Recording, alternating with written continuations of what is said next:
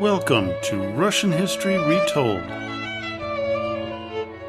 Episode 304, Princess Ekaterina Dashkova, Part 1. Last time, we discussed the events in Vladimir Lenin's life that shaped the man he would become.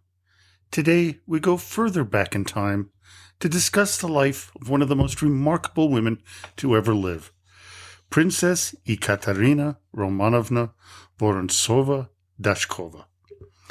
I'm unsure how many episodes this series will need, but her life story is so fascinating that I wanted to ensure I covered the topic thoroughly. My primary source of information about the princess is her own writing. Initially written in French, the Memoirs of Princess Dashkova was translated into English in 1958. It is truly a fantastic read, and I highly recommend it. It showcases her incredible education and provides powerful insight into what was going on in Russia and Europe in the late 18th century. So aside from facts and thoughts, this episode will focus on Dashkova's personal recollections about her incredible life. Born on March 28, 1743, to Roman Vorontsov and Marfa Ivanovna Surmina, Ekaterina would be one of the most famous members of the House of Vorontsov, an old and renowned branch of the Vyaminov family of Muscovite boyars, which claimed male-line descendants from a Varangian nobleman named Simon. Unfortunately for Ekaterina, her mother, Marfa, would pass away when she was just 2 years old. Roman Vorontsov would turn out to be an absentee father, shipping his many children to different relatives. Ekaterina, along with her 3 sisters, would be sent to his brother Mikhail to live at the lavish Vorontsov palace. Her uncle spared no expense in caring for his nieces, including the finest education money could buy. As I mentioned earlier, her memoir reflects that. Her education comprised learning several languages, including French, Italian, German, and some Russian, which is a bit surprising, but as well as she would be educated in mathematics and literature. Because her uncle was a Russian statesman and diplomat, Ekaterina could read correspondence between Mikhail and ambassadors to several countries. As she writes in her memoir, quote, "All the strangers, artists, and men of letters, as well as the ministers of foreign courts residing in Petersburg, who visited my uncle almost daily, were tormented by my relentless curiosity. I questioned them on their respective countries, their forms of government, and the comparisons which I made to my own country often made me ardently desire to travel." To understand how high up the Vorontsovs were in the 18th century Russia, Ekaterina's godmother was none other than Empress Elizabeth. Her godfather would be future Tsar Peter III. This last fact would turn out to be kind of a twist of fate, as Ekaterina would be critical in the overthrow of Peter in 1762. It would be ironic that she would be involved in the coup d'etat, as her father had helped Elizabeth with her coup in 1741 when they ousted the ill-fated infant Ivan VI. For assisting the new empress, Mikhail would be rewarded with several high court appointments, eventually becoming the Grand Chancellor. There will be a number of curious twists and turns throughout Dashkova's life, but we will get to many of them in due time. To better understand who Ekaterina Dashkova would become, I'd like to share a quote from the book The Russian Journals of Martha and Catherine Wilmot, written between 1803 and 1808. Quote, "From my part, I think she, Dashkova, would be most in her element at the helm of the state, of Generalissimo of the army, of farmer general of the empire, In fact, she was born for business on a large scale, which is not irreconcilable with the life of a woman who at the age of 18 headed a revolution and for 12 years afterward governed an academy of arts and sciences. While you may think her life was all peaches and cream, it really wasn't. Because her parents were either dead or too busy to raise her, she actually had it rough during her childhood. Dashkova writes, quote, "And yet, what was done for the improvement of our hearts and minds? Nothing at all. My uncle had no time, and my aunt had neither the ability nor the inclination. I had a proud nature, allied in some way to a sensitive and inordinately affectionate character. Ever since I was a child, I craved for affection. I wanted the sympathy of those I loved, and when at the age of 13 I began to suspect neither, I was overcome with a feeling of loneliness. It was then that I had an attack of measles, and that, together with my peculiar character, completed my education and made me what I am." It was also interesting reading about Dashkova's remembrance of her bout with measles. That and smallpox were two of the most dangerous diseases of the day.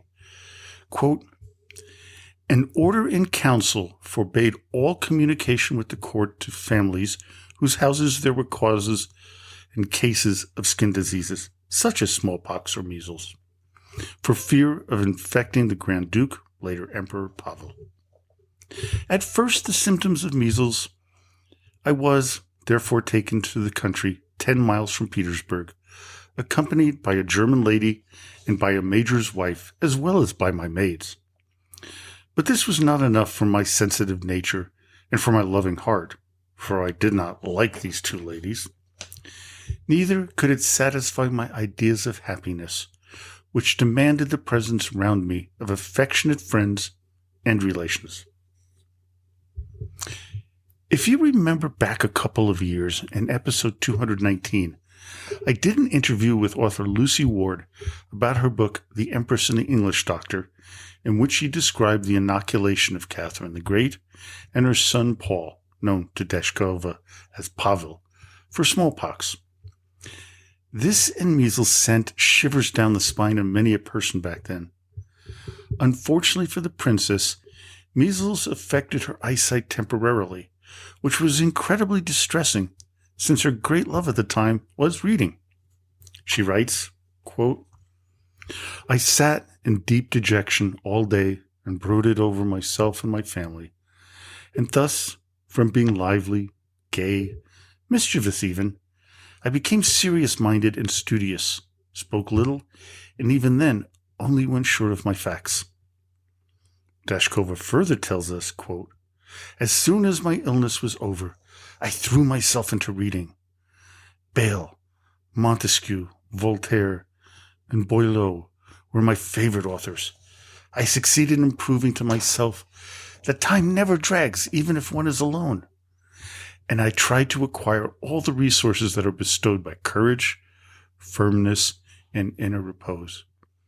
My brother Alexander had gone to Paris, and thus had no one on whose affection I could rely to salve the wounds inflicted by the indifference that I perceived all around me. Reading soothed me and made me happy. Music I enjoyed, and it moved me, but once outside my own room, I became listless."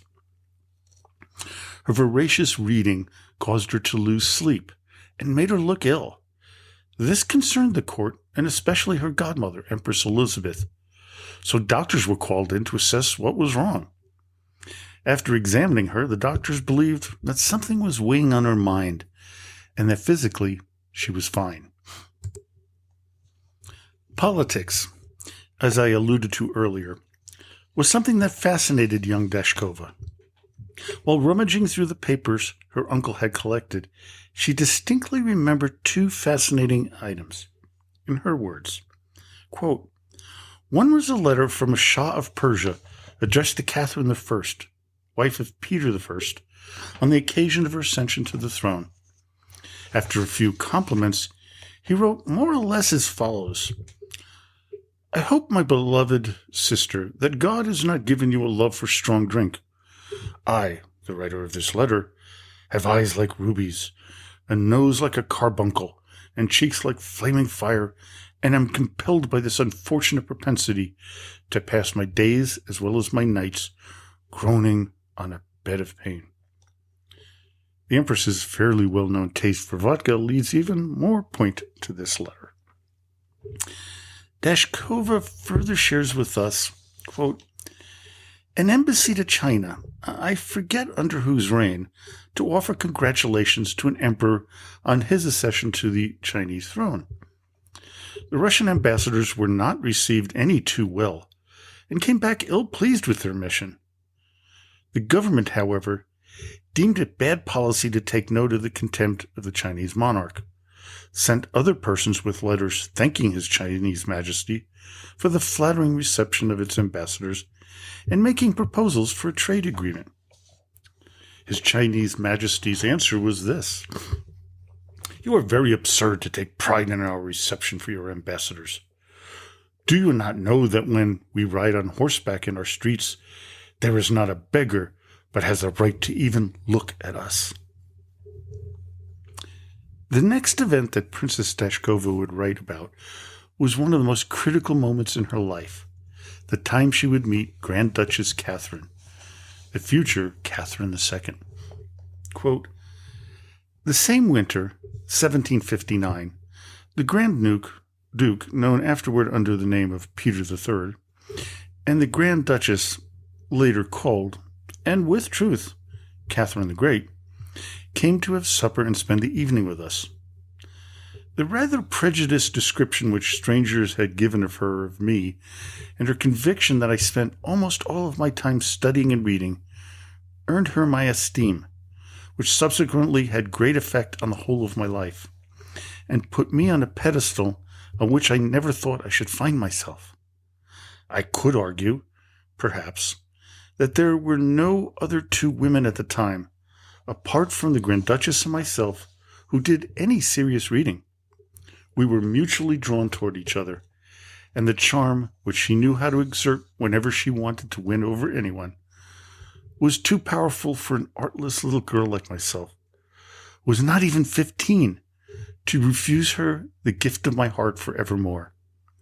And yet she had a powerful rival for the affections of my heart, in the person of Prince Dashkov, to whom I was already betrothed. But soon he came to share my opinion of her, and all rivalry ceased. To put things into perspective, when Dashkova met Catherine, the future empress was 30 and only 3 years away from her coup over her husband Peter, who was 31 at the time of this dinner. For someone who was 15 years older than the princess and very learned herself, it is remarkable that Catherine and Ekaterina would become such incredible friends. It testifies to how amazing of a person Dashkova was, even at the tender age of 15.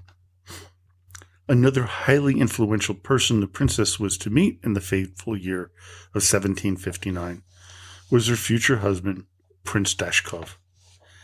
Ekaterina was walking down the road from Madame Samarina's home, out for what she called exercise. She recalls, quote, we had hardly taken a couple of steps before I saw a man, who appeared to me a giant, approaching us from a side street. She named him Prince Dashkov, whom I had never seen before. As the Samarins knew him, he entered into conversation with her and accompanied us on our walk.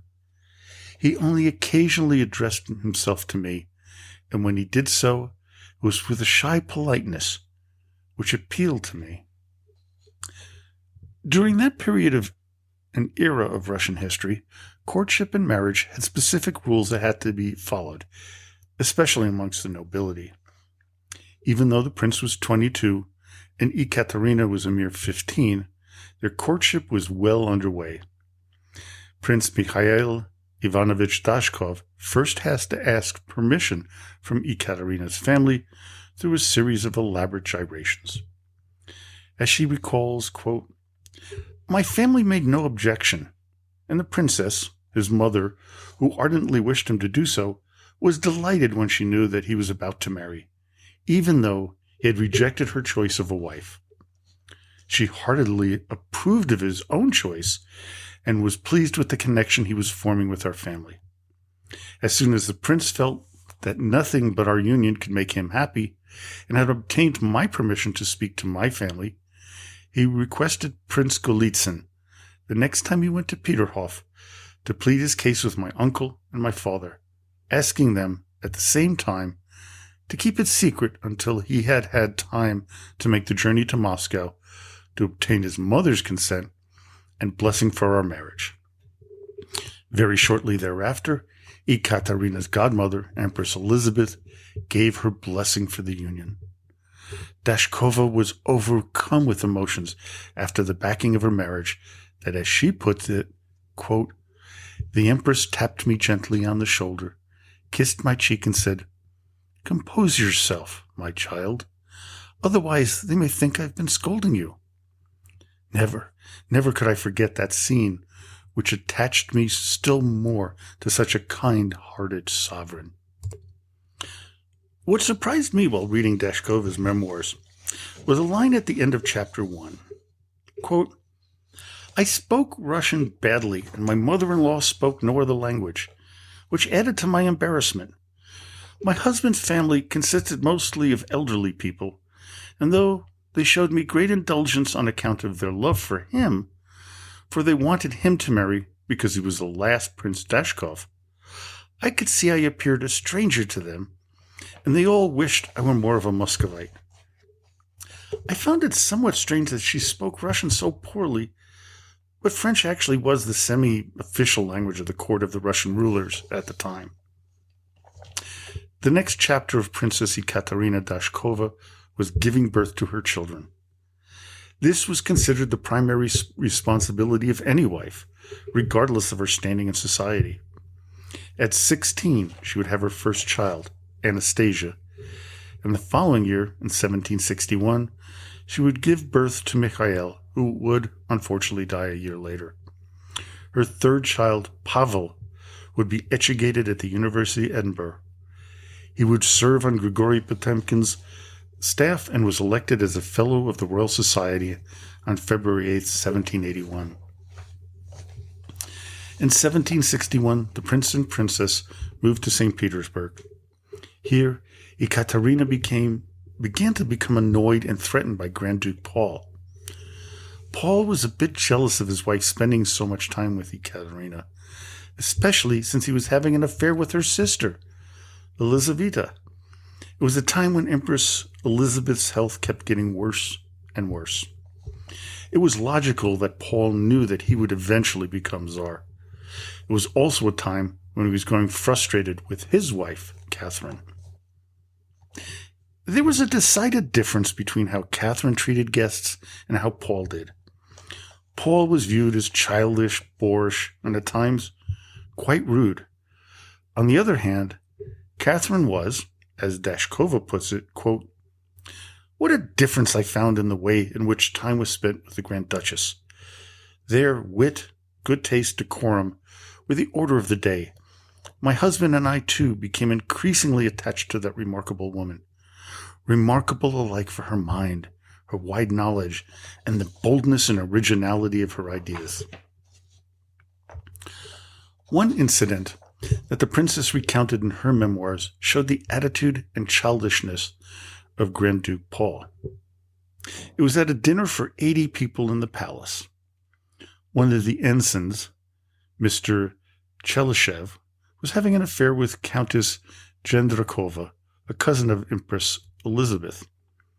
Grand Duke Paul commented that Chelishev should be beheaded for being intimate with a maid of honor and a relative of the sovereign.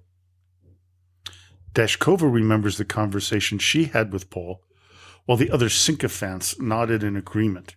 Quote, "Never, Your Imperial Highness, have I heard of mutual love being punished in so tyrannic a fashion, or so terrible a fate being visited on a lover who is a lover in return." "You're a child," he replied, And you do not understand that failure to inflict the death penalty whenever necessary is a weakness, which produces insubordination and all kinds of disorder. She replied, quote, "But your Imperial Highness, you're speaking in front of people in whose hearts must strike inexpressible terror, since no man has suffered the death penalty in this country within the lifetime of practically any of your guests, except that of your venerable generals." Paul answered, quote, "That means nothing. I must insist. In fact, that is precisely why disorder has grown and why there is no discipline and no subordination. I tell you, you are a child who cannot understand these things." Dashkova's response brought gasps from those who were present. Quote, "I readily admit, Your Imperial Highness, that I do not understand all this. But what I know and feel is that Your Imperial Highness has forgotten that your aunt, the Empress, is still alive." How he responded was by sticking his tongue out at Ekaterina.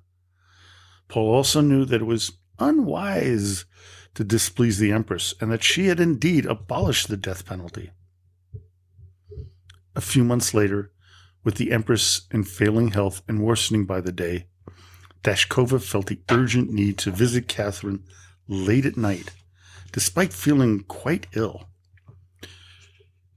The Grand Duchess's gatekeeper, Ekaterina Ivanovna, allowed her through. Catherine questioned her. "What brings you here, my dear princess, at this hour and at such a risk to your health, which you know to be precious to your husband and to me?" Ekaterina responded, quote, "I can no longer endure the uncertainty of the dark clouds which are gathering around your head. For heaven's sake, have confidence in me. I deserve it now, and I hope to deserve it even more in the future. Tell me what your plan is. What do you intend to do to ensure your safety? The Empress has but a few days, perhaps only a few hours to live. Can you make use of me? I am yours to command. Tell me what to do." The banter between the two went on. Quote, "I am more grateful to you, my dear princess, than I could possibly express, and it is with perfect truth and every confidence in you that I say to you now, I have formed no plan. I can undertake nothing, and I must and shall meet bravely whatever may befall me. God is my only hope, and I put my trust in him." Dashkova then said, "Well, then, ma'am, your friends must act for you. For my part, I shall yield to no one. In the zeal and in sacrifices I'm ready to make for you." "Oh, for heaven's sake, princess, do not expose yourself to dangers for my sake. Do not bring your head misfortunes, which I shall always regret. Besides, what can one do?" said Catherine. Dashkova answered, quote, "All I can tell you now, ma'am, is that I shall do nothing to compromise you. I alone shall suffer if I must. My devotion will never be cause of pain or misfortune to you personally, and you will have no reason to regret it." Now, this conversation may or may not have happened the way the princess shared.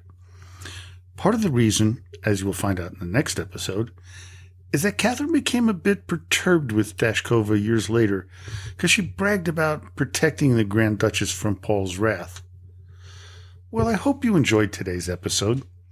Join me next time when we cover the overthrow of Emperor Paul, the help that Dashkova presumably gives to the coup, and the breakdown in the relationship between Catherine and Ekaterina. So, until next time, до свидания и спасибо за внимание.